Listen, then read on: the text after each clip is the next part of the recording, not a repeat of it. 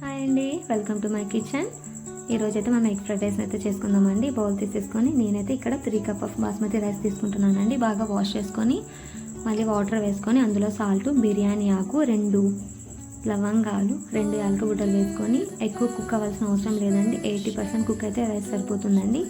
ఇంకో side stove on చేసుకొని pan పెట్టేసుకొని ఆయిల్ వేసేసుకొని ఆయిల్లో అల్లము, వెల్లుల్లి తురుము పట్టి వేసుకోవాలండి. దాని తర్వాత ఆనియన్, క్యారెట్ యాడ్ చేసుకొని కొంచెం సాల్ట్ వేసుకున్నాము. ఒక 5 మినిట్స్ ఇది కుక్ అయిన తర్వాత ఇందులోకి కట్ చేసి పెట్టుకున్న క్యాబేజీని కూడా వేసుకోవాలండి. క్యాబేజీ కూడా ఒక 10 మినిట్స్ కుక్ అయిన తర్వాత ఇందులోకి పెప్పర్ పౌడర్ వేసుకుందామండి. చిన్న టమాటా కూడా కట్ చేసి అందులో యాడ్ చేసుకోవాలి. ఒక 5 మినిట్స్ తర్వాత ఇందులోకి అల్లం వెల్లుల్లి పేస్ట్ వేసుకోవాలి.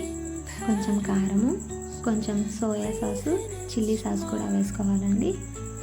కారం కొంచెం వేసుకుంటే సరిపోతుంది, ఎందుకంటే పెప్పర్ పౌడర్ ఉన్నది ఉంటుంది కదా, ఎక్కువైతే అవసరం లేదండి. కొంచెం ధనియా పౌడర్ కూడా వేసుకున్నాం. ఇదంతా కుక్ అయిన తర్వాత ఒక 4 ఎగ్స్ అయితే నేను తీసుకుంటున్నాను. ఎగ్స్ ఎక్కువ కుక్ అవ్వాల్సిన అవసరం లేదండి, రైస్లో కూడా కుక్ అవుతుంది కాబట్టి కొంచెం కుక్ అయితే సరిపోతుందని.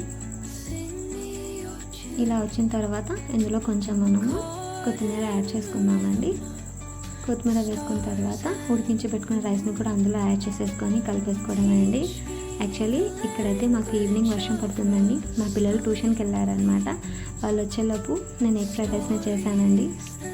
వేడిగా సర్వ్ చేసుకుని తినేయడమే అండి. నిజంగా మా పిల్లలకైతే చాలా నచ్చింది.